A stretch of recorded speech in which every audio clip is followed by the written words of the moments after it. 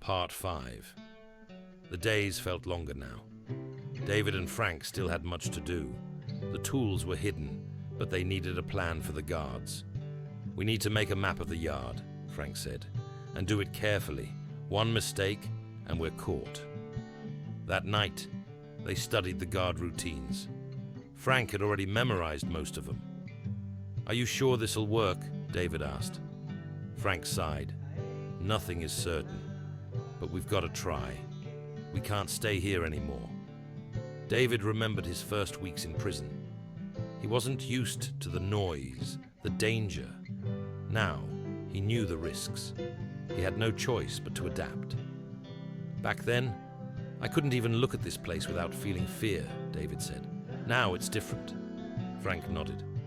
"You get used to it. We had to."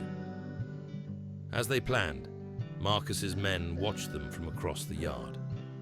"They're always staring," David muttered. "It's trouble." Frank agreed.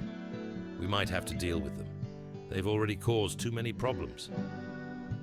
A week later, David noticed something. A new guard had started working nights.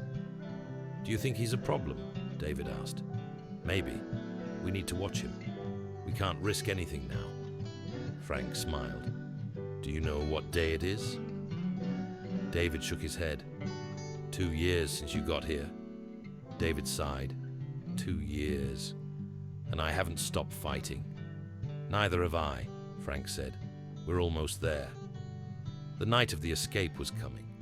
They could feel it. But there were still so many unknowns. "This has got to work," David whispered. "It's gotta."